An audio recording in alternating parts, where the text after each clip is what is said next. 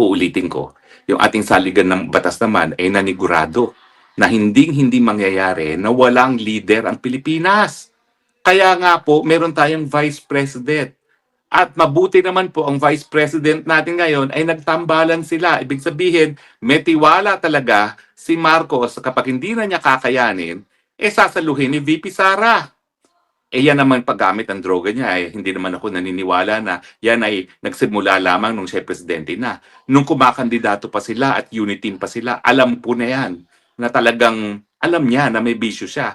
At siguro kaya naman niya pinili rin si Inday Sara bilang vice dahil alam niya na pag hindi siya tumagal dahil sa kanyang bisyo, meron naman maaasahan na sasalo. At yan nga si BP Sara, ba't hindi pa niya ngayon ibigay? Dahil yan naman talagang dahilan ba't niya pinili. Dahil alam niya na may kakayahan itong VP Sara na maging presidente pag siya ay nawala na at alam naman niya na malaki ang posibilidad na hindi niya matatapos ang kanyang termino dahil nga sa bisyo niya. Alam mo, pag umabot ka na ng 60 anyos at talagang ambisyon mo mula pa nung ikay nag-aaral ng kolehiyo, hindi mo na talaga siguro matatanggal yan. Siguro para ikaw ay mag-rehab dyan, bibigyan ka ng ibang gamot para ma-counter yung mga withdrawal symptoms ng cocaine. Pero kung talagang kabahagi na yan ng sistema mo, mahirap nang matanggal yan. Baka nga ma-induce pa yung iba pang health issues pag biglang tinanggal. Pero ewan ko kung anong dapat gawin dyan, but gawin na lang yan dapat niyang gawin dahil malinaw. Hayan na, nahuhospital na siya. Yan naman ay hindi dahil siya ay puspusang nagtatrabaho. Alam naman natin yan na party-party lang, party lifestyle Yan ang ating pinili bilang presidente. Uniko iho na talagang party-party ang kanyang kinagisnan. O dahil dyan, hindi naman niya napupuyat dahil siya ay nagpupuyat habang naghahanap ng solusyon sa ating mga problema. Nagpupuyat yan dahil nga mga sessions kasama ng mga kapwa-bangag.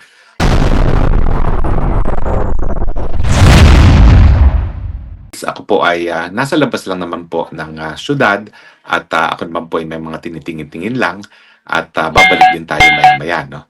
Pero ngayon, napag-usapan natin siyempre yung nabalita na nagpunta raw ng hospital si Marcos Jr. at siya ay na-diagnose na meron siyang diverculitis.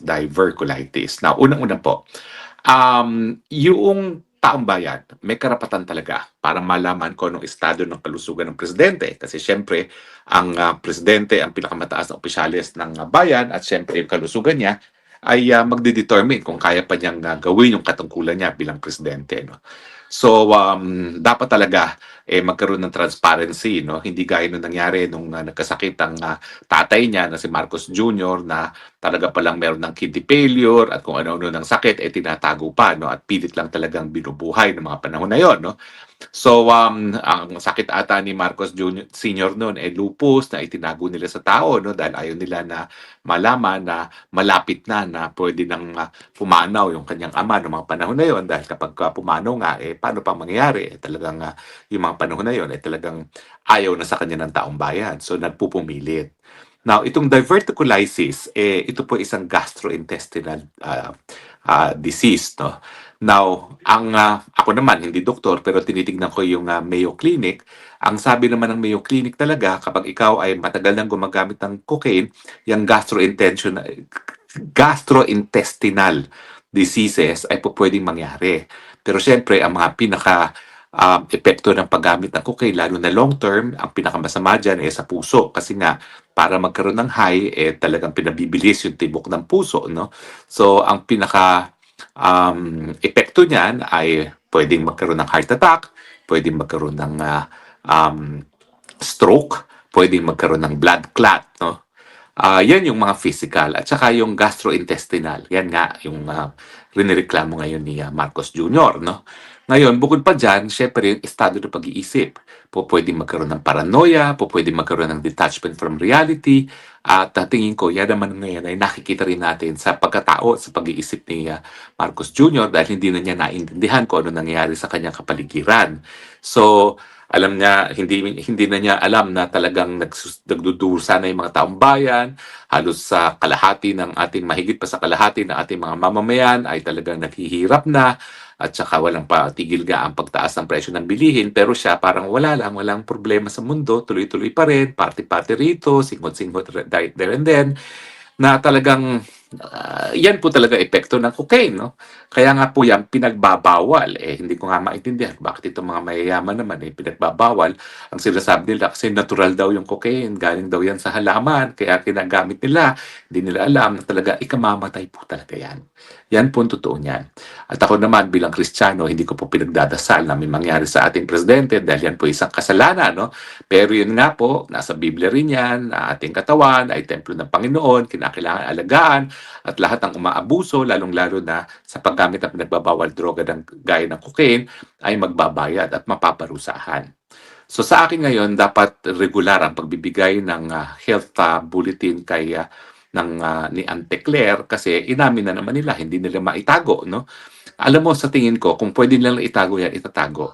Pero dahil nga kinailangan ng dalhin sa ospital at hindi naman siya po pwedeng madala sa ospital na walang nakakaalam dahil syempre napakadaming PSG niyan para pagpunta ng ospital, sinabi na nilang katotohanan. Pero nag-isip po yung mga yan kung itatago muna at hindi. At ang sabi nila, hindi maitatago yan dahil alam nyo naman, no? Dahil ang St. Luke's naman, napakadaming mga pasyente niyan.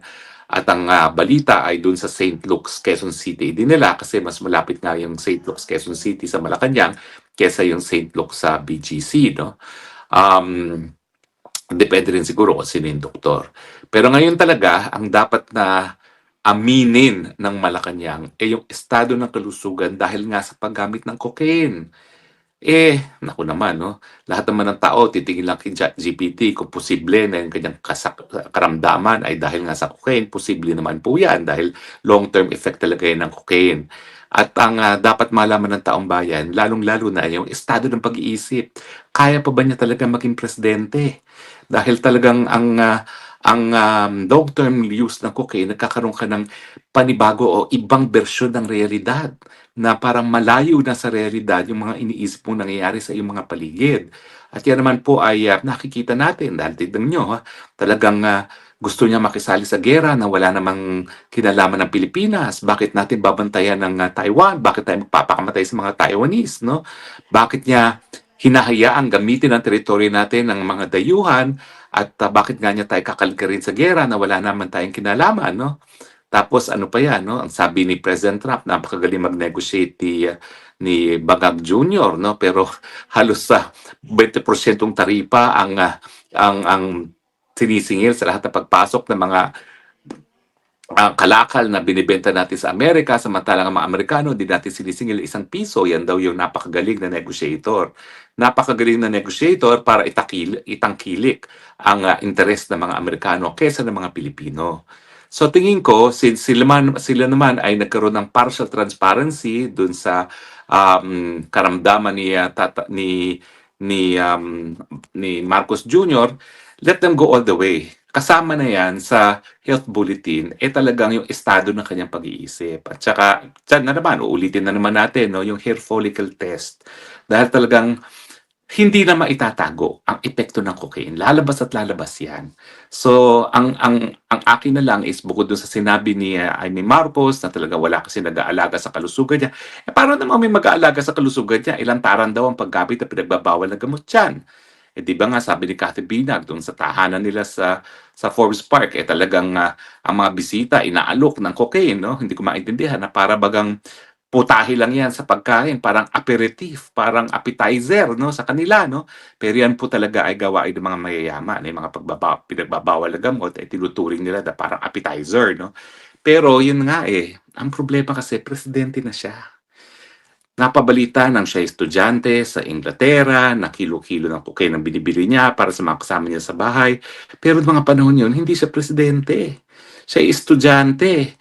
Wala siyang pananagutan sa taong bayan. At saka wala siyang mga problema na dapat bigyan ng solusyon, no, para sa taong bayan. Ang kanyang problema lang yung kanyang sarili. No? So, wala tayong pakialam yung mga panahon na wala siya sa gobyerno at siya gumagamit ng pinagbabawal na gamot. Pero ngayong siya ay presidente, naman, ano ba yan? Yan ba ang gaganti niya doon sa tiwalang binigay sa kanya yung sa pagkakataon na ibango ng pangalan ng mga Marcoses, yan pa ang igaganti niya. Ang talagang bisyo, dahilan na para bagang wala tayong presidente na in charge. Talaga naman po, tignan yung mga problema sa Pilipinas, ha? Parang wala talagang presidente. Pang-araw-araw na problema. Yung walang tigil na pagtaas sa presyo ng bilihin, yung problema ng traffic, yung problema ng korupsyon. Parang walang gobyerno. Kasi nga, may sariling mundo ang ating presidente. At yung sariling mundo na yan ay dahil nga sa pinagbabawal na cocaine. Hindi ko pa maintindihan kung talagang hindi siya makatigil sa cocaine at gusto talaga niyang manatili dun sa make-believe world niya na nakikita lang niya kapag siya ay nasa impluwensya ng cocaine, pwede naman yun. Kung gusto talaga niya yan dahil matanda na siya, no? Sus Mariosep, 60 anyos na ata siya.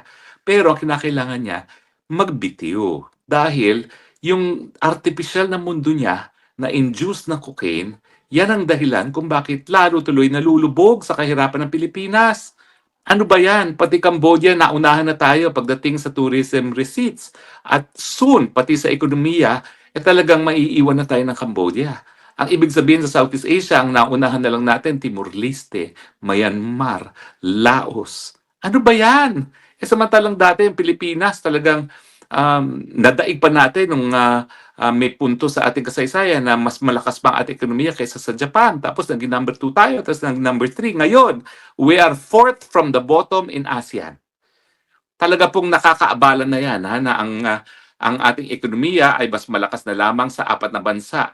At ang 4 na bansa ay Myanmar, Laos, Timor-Leste. No? At ngayon nga, hindi pa sigurado kung talagang mananatili na ahead tayo ng Cambodia dahil sa tourist arrival lang umaarangkada ang Cambodia. Alam niyo naman talaga, basta mataas ang dating ng turismo, yan yung tinatawag kasi ng low-lying fruit. Madaling kumita dyan. At kapag maraming turista, maraming hanap buhay na nagagawa para sa taong bayan. Pero kapag bavangag-vangag ang presidente, walang gusto dumating. Bakit? O yan. Dahil nga meron siyang make-believe world, ayun na nga, nagkakagulo na sa ating mga komunidad. Balik na naman ang paggamit ng droga. Kasi nga, he's leading by example. Dahil sinabi na ng sarili niyang kapatid na siya nagdodroga, anong iisipin ng mga drogista sa ating lipunan? Abay, okay lang maging drogista dahil drogista yung presidente. Di ba? Kung presidente, di naman nakukulong, wala naman nangyari sa kanya, sinasabi ng kapatid na drogista, di sila rin, magdurug-drugista na rin sila. Diba? You lead by example. Kung ikaw ay talagang babangag-bangag, pati yung mga kababayan mo magbabangag-bangag. At ang mangyayari dyan talaga, naku, laganap na naman yung mga krimen, yung mga krumalduman na ginagawa ng mga tao na wala sa tamang pag-iisip. At saka hindi natin alam talaga kung anong pwede niyang gawin habang siya ay wala sa tamang pag-iisip. Yung pagkakalagkat sa gera, isa na yan. Mabuti sana kung padadala lang niya sa gera yung 3 niyang anak. Ako, okay lang yun. Padala mo yung 3 mong anak. Hindi ko naman alam talaga kung sila ay meron ding mga bisyo, no? Pero ang sabi nga nung mga nakakakita, talagang it's a household thing daw sa tahanan nila dyan sa Makati. Nakapagtataka ba yan kung alam natin, kung malalaban natin na lahat sila. Merong mga reports na nagsasabi na itong congressman daw ay ganyan din ang bisyo. Ay, hindi ko po alam kung totoo yan o hindi, no? Pero siguro nga kung ang paggamit ng droga ay talagang tanggap sa kanilang pamilya ay hindi malayo na ang buong pamilya ay gumagamit din. Di ba nagalit nga si Madam Aimee dahil nga ang sabi ni Manang Aimee pati yung mga anak niya hinihimok na gumamit din. Mga sports-minded athletes pa naman yung mga anak ni Manang Aimee, no, na talagang taliwas sa kanilang lifestyle dahil sila ay naniniwala sa value ng palakasan na gumagamit ng pinagbabawal at droga na nakakasira ng katawan. So talagang, alam mo, babalik at babalik tayo doon sa katotohanan na ang kinakailangan i-anunsyo ni Auntie Claire yung paggamit niya ng cocaine na dahilan na hindi na niya kayang ipagpatuloy ang pamumuno ng isang bansa.